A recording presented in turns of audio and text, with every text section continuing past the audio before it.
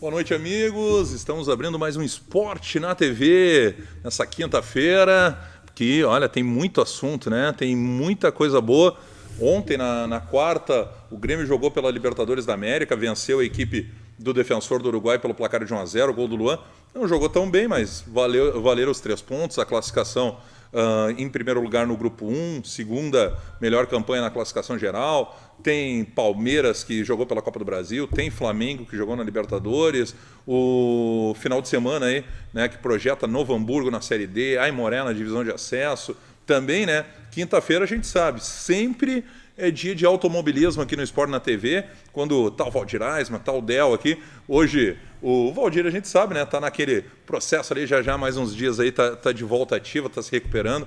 Um grande abraço ao Valdir. O Daniel também é o dono do campinho aqui. E o Del, né, o grande Del Moraes, hoje mandou uma mensagem dizendo: pô, Gerão, né, com todo esse transtorno aí que a gente está vivendo, não teve como chegar até aqui, mas o Del acompanhou a Stock Car lá em Santa Cruz do Sul no último domingo, e também nesse próximo final de semana, claro, tem Fórmula 1, né? E Grande Prêmio de Mônaco, um dos principais aí do calendário da Fórmula 1. O Grande Prêmio de Mônaco, que tem uma característica especial, né? Porque todas as outras corridas, eles têm os treinos livres começando na sexta-feira, tem um treino livre ainda no sábado e depois o treino oficial. No GP de Mônaco, os treinos livres começam já na quinta-feira, porque a sexta-feira é de folga para os pilotos. Na verdade, é uma apresentação, eles fazem um passeio lá pelas ruas de Mônaco, pelo Principado, né, lá da cidade de Mônaco, e aí tem toda essa apresentação para o público. E no sábado, sim, tem o terceiro treino livre e também o treino oficial para no domingo, aí sim, né? Mais uma grande corrida aí, sempre histórico, né? GP de Mônaco, Ayrton Senna até hoje, né? É o maior vencedor do GP de Mônaco com 6 vitórias. Começar então falando do Grêmio, né? Que ontem, pela Libertadores da América, venceu a equipe do Defensor do Uruguai, placar de 1-0. Como já dizia, o Luan fez o gol, o gremista, a 20 minutos do segundo tempo. Um jogo bem mais ou menos do Grêmio, né? O Grêmio conseguiu a vitória, mas ficaram algumas dúvidas. Mais um jogo em que a equipe adversária jogou na retranca, jogou se fechando, o Grêmio não achando espaços. Claro que os desfalques pesam muito, né? Somente ontem o Grêmio não teve o Jeromel, que está na seleção brasileira, o Cortez, que foi poupado porque vinha atuando aí praticamente em todas as partidas, o Arthur, que segue lesionado, o Everton também lesionado, o Michel, que sempre é uma alternativa ali para o meio, também está lesionado, assim como o Alisson, que seria a reposição imediata do Everton, também está com lesão, e o Jael, que parece que aí na próxima semana vai ter condição de jogo, mas também segue em recuperação. Ou seja, muitos desfalques para o Renato conseguir administrar. E o André, né? O André, que ainda não foi inscrito, na verdade, na Libertadores nesta primeira fase, só poderá ser inscrito a partir da fase de oitavas de final. Então, todos esses jogadores não puderam atuar no jogo de ontem. E aí fica complicado, né? Para o Renato organizar a equipe, conseguir fazer as peças encaixarem na mecânica de jogo que ele entende para a equipe. Mas, de qualquer forma, o importante foi a vitória. Né? Pontos negativos, infelizmente, o Michael Soel, mais uma vez, né? Não conseguiu desempenhar, vem tendo oportunidades, jogou no último domingo contra o Paraná, ontem começou o jogo também na Arena, não está conseguindo dar a dinâmica que o Grêmio precisa ali na frente, nem perto, né, do que o Everton vinha fazendo. Outro jogador que esteve abaixo também, o Tony Anderson, que, na minha opinião, está jogando fora de posição, né? Isso vem ocorrendo já há um bom tempo, aí, desde do início do ano. Ele que, pelo menos, né, demonstra ter uma grande qualidade técnica, mas a posição do Tony Anderson, vamos convir, né, é mais ou menos ali onde o Luan joga, por ali. Então, ele acaba se sacrificando um pouco. O Cícero, dá para se dizer que teve uma boa atuação ontem, assim como o Maicon. Maicon que está na pré-lista do Tite para a Copa do Mundo. Naquela lista de 35 nomes, na verdade. O Maicon está nessa lista. E aí a CBF está com o imbróglio na mão. Porque tem uma determinação da FIFA que os jogadores que estão nessa lista de 35 nomes, mesmo, né, que estão fora daquela de 23, eles não podem atuar em competições nacionais. Eles estão liberados somente para disputar a Libertadores da América, que foi o caso de ontem, e a Champions League, né? Tem a final aí no próximo sábado entre Liverpool e Real Madrid.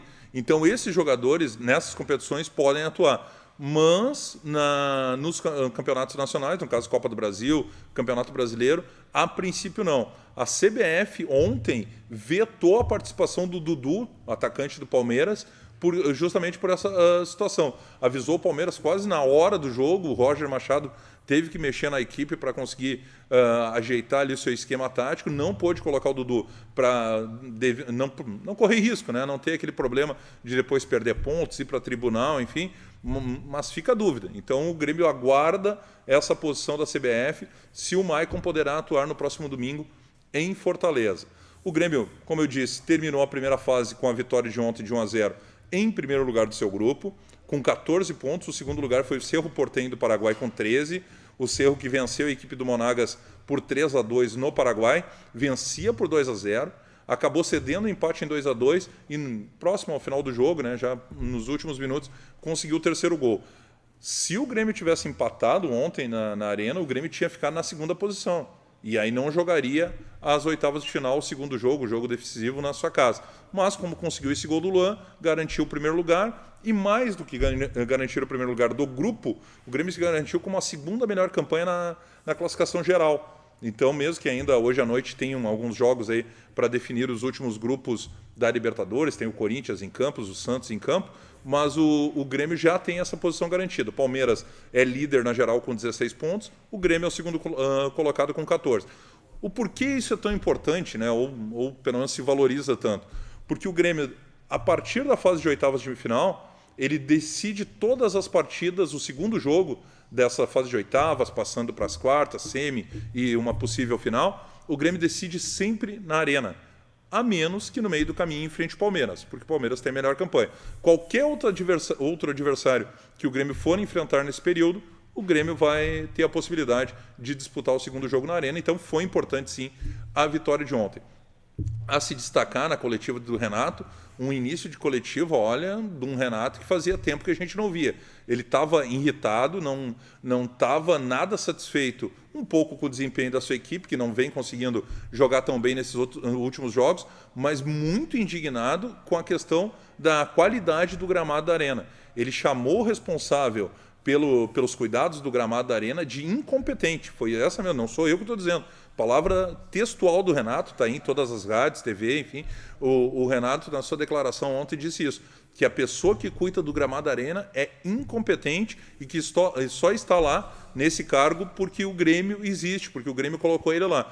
E a irritação do Renato, clara, né, devido aos shows que existiram na Arena nesses último mês, principalmente, show aí do cantor Daniel, outro show também, que teve no gramado e aí prejudicou bastante a qualidade, mas mais do que isso, no último sábado, uma empresa de turismo fez 3 jogos promocionais no gramado da Arena, e no último sábado choveu muito e prejudicou demais a condição do gramado. E além de tudo, não eram jogadores profissionais, né? Eram amadores. E aí dá carrinho, desgasta o gramado. Realmente o gramado da Arena ele não está tão ruim, mas não está muito longe daquela qualidade que a gente conhece aí de gramados de Arena, Beira-Rio, enfim. A promessa hoje, pelo menos foi o que saiu a informação, é que a direção da Arena, né, o pessoal que comanda a Arena, prometeu para o Grêmio, para o Renato, que no período de 30 dias da Copa do Mundo irá sim fazer uma reforma completa no gramado da Arena e vai entregar o gramado da Arena em condições excelentes, né, entre, quem sabe, os melhores aí do país, ao final desse período de Copa do Mundo. Terá 30 dias para fazer isso. Só que até lá tem rodadas do Campeonato Brasileiro, né? O Grêmio enfrenta ainda o Palmeiras na Arena, enfrenta o América Mineiro na Arena, isso antes da Copa do Mundo. Então são jogos importantes e o Grêmio vai ter que se adaptar de alguma forma, né? Jogar com a condição de gramado que está no momento. Então é a situação. O Grêmio volta a campo no próximo domingo, aí lá em Fortaleza, para enfrentar a equipe do Ceará, 19 horas, o famoso 7 da noite, né? Ceará e Grêmio no Estádio do Castelão. O Grêmio vai com a equipe completa, só dependendo desta questão do Maicon, né? Se o Maicon será liberado pela CBF ou não para atuar no próximo domingo. A situação de momento, né, do tricolor gaúcho, que na Libertadores está tranquilo, está nas oitavas, na Copa do Brasil também está classificado para as quartas de final, mas no Campeonato Brasileiro tem que pontuar, porque tem 9 pontos, o líder, o Atlético Mineiro, já está com 13, então o Grêmio precisa aí de uma vitória para se aproximar um pouquinho dessa liderança. Saindo do Grêmio, né, vamos falar um pouquinho aqui do futebol do Vale dos Sinos, né? Enquanto isso, mandar um abração, né? O pessoal está sendo ligado conosco. A Cida Medina, lá do Rio Grande do Norte, na última terça-feira, Antônio Pinto estava comigo, ela mandou nas redes sociais. Eu sei que ela está sempre acompanha o Valdir aqui, o Daniel, está sempre mandando mensagens. Então, um abraço para a Cida, para a família, lá do outro lado do Brasil, né? Nessa conexão Rio Grande do Sul, Rio Grande do Norte, muito legal. Um abraço para a Cida aí, para o pessoal todo que está acompanhando o Sport na TV dessa noite. Falando do futebol do Vale dos Sinos, no próximo domingo, 2 jogos importantíssimos, também, tanto para Novo Hamburgo como para Aimoré. O Novo Hamburgo, aqui no Estádio do Vale, em Novo Hamburgo, enfrenta pela Série D, né? Na verdade, joga para conseguir a sua classificação à próxima fase da Série D, porque ele precisa muito de uma vitória e depende de resultados paralelos para garantir essa classificação. A informação que vem da direção é que serão ingressos promocionais para tentar, né, encher o Estádio do Vale. R$15 o valor do ingresso no próximo domingo, o jogo 18 horas, 6 da tarde, para ter essa força da sua torcida e, quem sabe, né, com uma vitória aliada a resultados paralelos, o Novo Hamburgo, que praticamente estava fora da Série D, ainda garanta uma classificação à próxima fase. Já o Aimoré está muito bem encaminhado, né? Venceu no último domingo lá em Criciúmal a equipe do Tupi pelo placar de 2-0. Então ele se encaminha aí para uma classificação, porque ele pode ir em casa no próximo domingo e a tendência é de casa cheia no Cristo Rei, jogo 15 horas no Cristo Rei no próximo domingo. O Aimoré recebe o Tupi e pode até mesmo perder por um gol de diferença, que assim mesmo ele avança à fase semifinal, onde já está a equipe do Ipiranga de Erechim. Exatamente. O Ipiranga, que estava quase fora depois do primeiro jogo lá em Lajeado contra o Lajadense, tinha perdido por 2-0. Ontem começa o jogo e o Lajadense, logo no início, faz um gol, ou seja, amplia a sua vantagem para 3-0 e ainda marcando o gol fora, né, que é importantíssimo nessa decisão de mata-mata. Lembrar que na divisão de acesso tem a questão do gol qualificado. Pois bem, o Ipiranga, que foi a melhor campanha da primeira fase, demonstrou força e acabou conseguindo uma vitória, já empatou no final do primeiro tempo, virou no início do segundo, marcou o terceiro gol e lá 46, 47 do segundo tempo, com o estádio Colosso da Lagoa, né, inflamado, a torcida inflamada, conseguiu o 4º gol que garantiu a sua classificação à fase semifinal e agora aguarda, né, Aimoré ou Tupi de Criciúmal. Muito provavelmente o Aimoré, por essa situação da vantagem que criou, mas serve de alerta para o Índio Capilé, né? Já que o Ipiranga conseguiu reverter uma desvantagem de 3 gols, dá para se dizer assim, porque foram 2 no primeiro e mais 1 nesse segundo jogo, o Aimoré tem que abrir o olho aí para não correr nenhum risco. O time do Arius, claro, está treinando, está se preparando para esse confronto. Vamos para o intervalo e na volta a gente vai falar um pouquinho aí dos outros jogos, né? Tivemos Palmeiras, Flamengo, hoje tem Corinthians, tem Santos e, lógico, né, falar também desse grande prêmio da Fórmula 1, aí, o GP de Mônaco, né? Um dos principais do calendário. Já voltamos.